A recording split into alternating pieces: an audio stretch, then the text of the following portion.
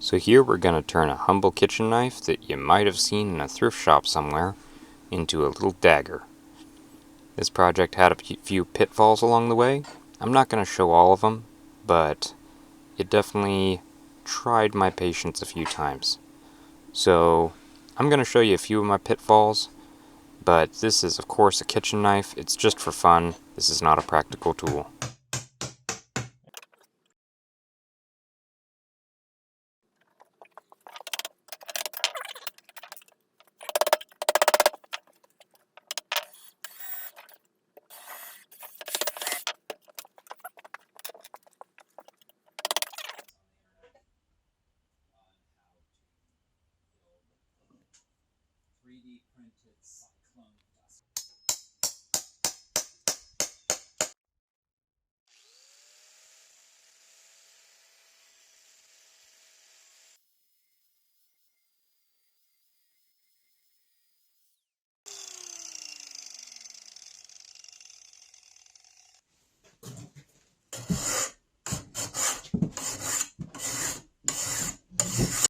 This is a good example of why you don't want to use stainless steel for knives.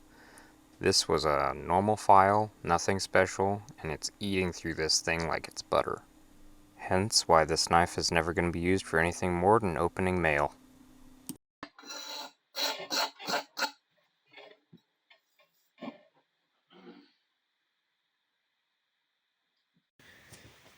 There we are. Blank slate. Let's find a piece of wood.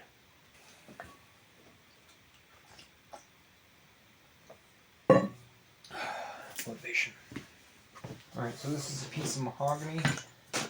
We're going to go ahead and see if it's suitable for our purposes. Alright, now that this board has been processed, we're going to just go cut it on the chop saw. Or we could do this. There we are. Now we got rid of the groove and that tongue groove mahogany flooring. Now let's mark out how big we want the handle to be.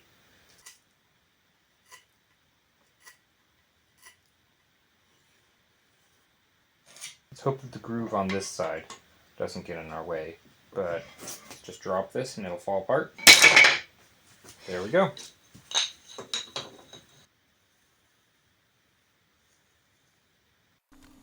I was actually quite surprised at how hard this wood was. I ended up switching chisel sets, because I can do that, to a sharper set that I had recently touched up a bit. Red mahogany is nothing to shrug at.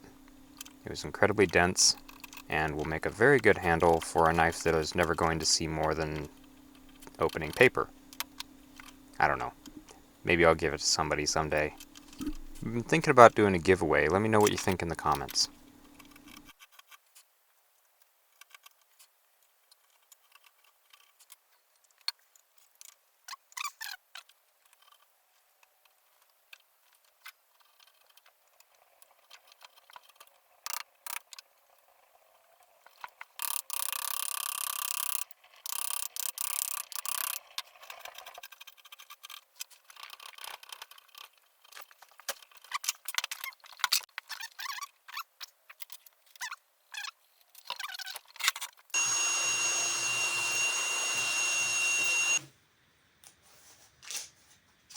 Something I do every once in a while is I rip a few sticks.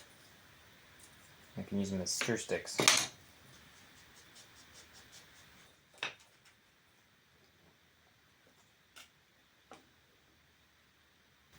I know that's not enough clamping force. Alright, there we are. All done. It can drip there, that's fine. And it's all clamped together, no gaps. So the glue dried, and now all we have to do is... There we are. I'm not even sure if that needed a cut. I love video editing. So we have the knife kind of cut down to the size and shape we want it. So this one should, be more comfortable eventually. Off to the spindle sander.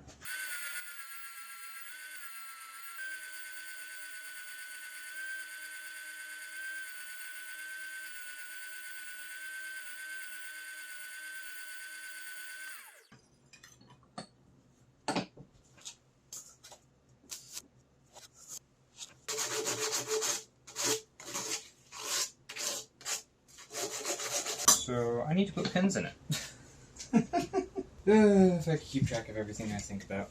So normally I put the pins in before this point in the process, but I actually might do this again anyway because it was so easy just to cut them flush and then continue shaping it, and I didn't have to deal with a pin sticking slightly proud of the handle.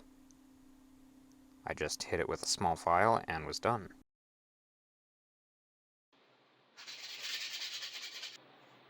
So this is just vinegar and some file shavings. We're going to see what it does. I'm going to give it a little bit more time before I make a final decision, but I think that's what we're going to go with. Ebonized mahogany.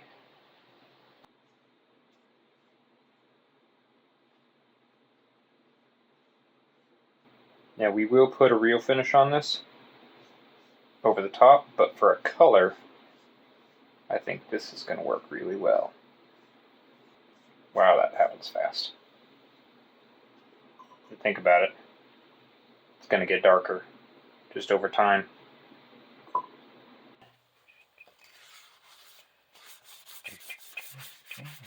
Wow. Shoot. That's exactly what I wanted. I love when a plan comes together. Oh. If you remember one of our first videos, we built this sheath. It's still working quite well. Holds the knife in, and also has a belt clip. I just clip it on, and we're ready to go. So I want to replicate something similar. So we're going to do a little tracey trace. Just a montage of me sharpening pencils.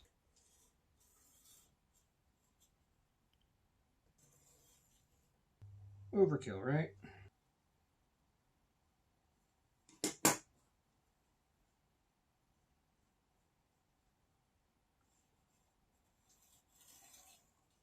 So my plan is I'm only going to recess the blade into this side. This side's going to be flat, but up here I do have to carve away some to make room for the blade itself.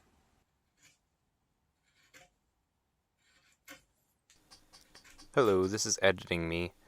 I went through this footage and found it was 30 frames per second was the original film speed, and the speed that I sped it up to was 800% faster. Basically, 2,400 frames per second is what you're watching right now. At that speed, I had 10 minutes of raw footage here. I decided to cut chunks out of it, because I don't think anybody wants to watch me chiseling at a piece of wood for 10 minutes straight when I'm not doing a whole lot of changes to it. So, that's what I got, that's what I did. Hopefully this worked out and people didn't just click off immediately right here, but I wouldn't blame you if you did.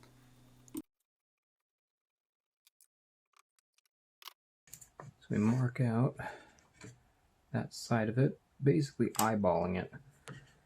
There's so much eyeballing in this, I don't even know how to describe it. There's no method, you just cut until it fits.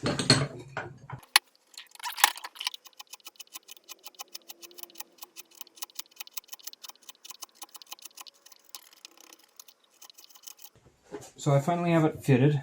By the way, that whole process you saw probably took me what looks like 2 hours worth of effort.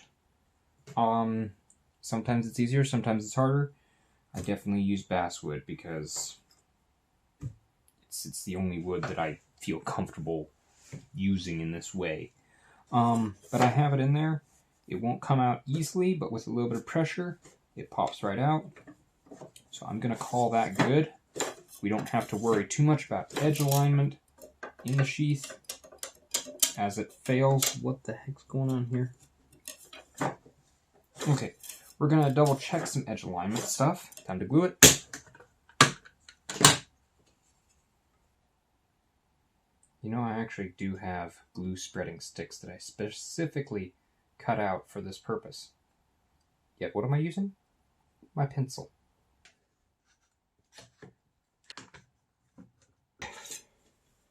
So it works, goes in, doesn't want to fall out.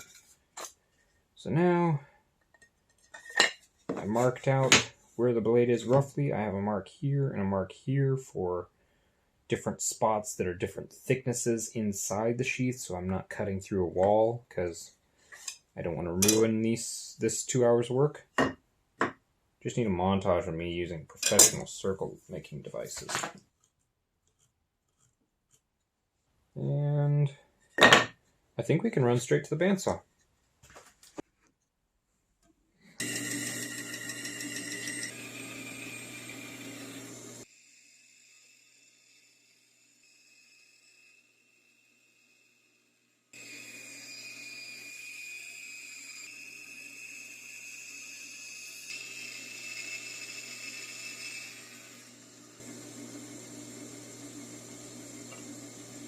So this is what happens when you don't mark out well enough. Evidently I was a whole 1/4 inch off in where the sheath began and ended. That's not pleasant. I should have guessed it would be right there. I should have left more substance. It's not the end of the world. We can get around it, but I'm not happy about it. Let's cut out the profile. So after chatting with OG, I finally came up with a solution to my little problem here. We decided the best way of hiding the problem and preventing future problems in that the knife sheath can split apart, I decided to go ahead and trim it in black walnut. I did end up steam bending all these parts to the shape of the sheath, but I didn't get footage for some reason of me actually bending them to the shape of the sheath. I only got footage of me fitting them. So I do have another video out of building another sheath where I did show footage of bending them to the shape of the sheath. Alright, so we have the sheath here, we have our arc, and we want to get the two to match-ish.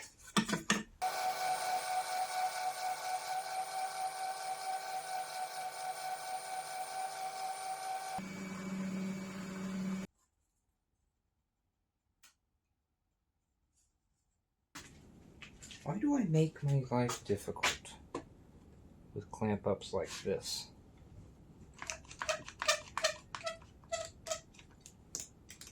Because it'll be cool, your brain says. It'll be neat, your brain says. Still not tightening up the way I want it to. It's not long enough to do that. Is this one long enough to do that? No, it's not. We have Jumbicus Clampicus now.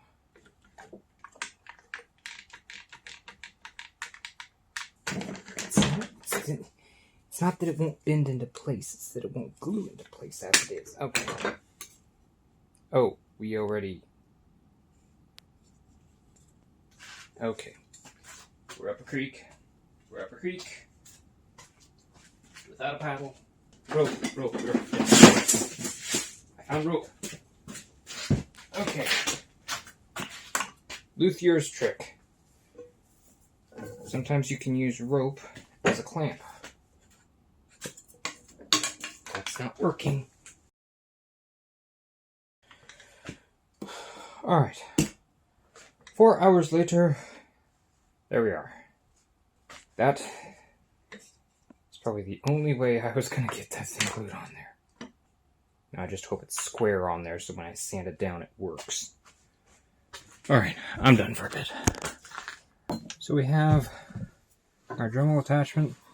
We're going to just start hollowing out a hole here that we can then try to put the knife back into. Because right now it's kind of difficult. We'll see how this goes. Roll the montage. And I probably should put in earplugs. Contact.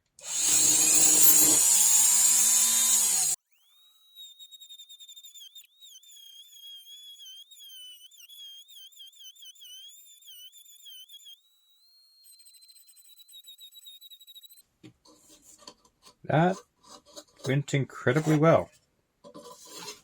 I should probably knock out the sawdust before I jam a knife in there. That's actually a significant amount that came out.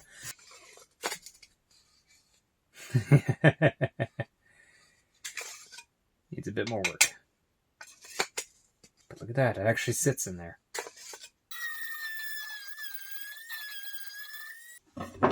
we're going to have to sand a flat spot here because this did not want to take the curve.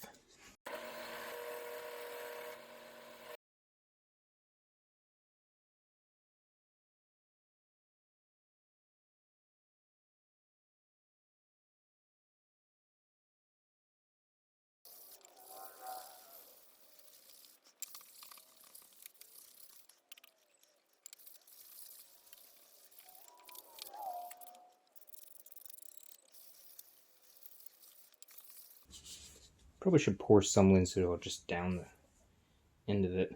Whoa, that's more than I wanted to do. Way more than I wanted to do. Oh boy.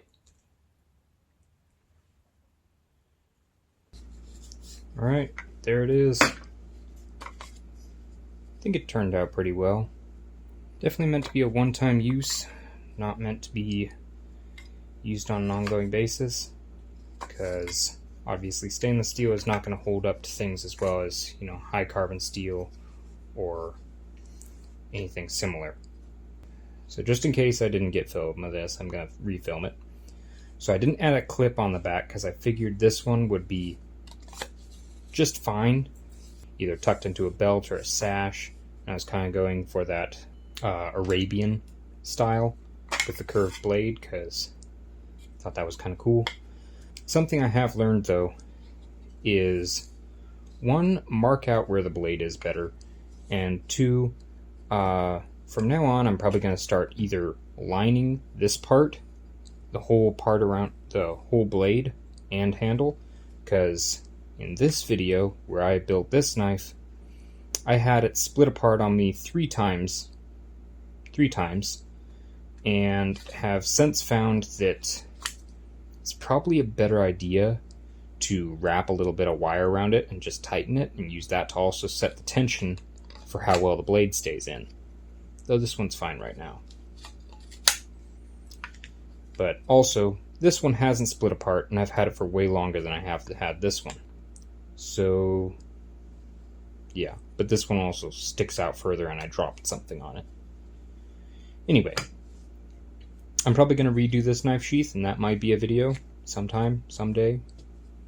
But for now, this video is a wrap.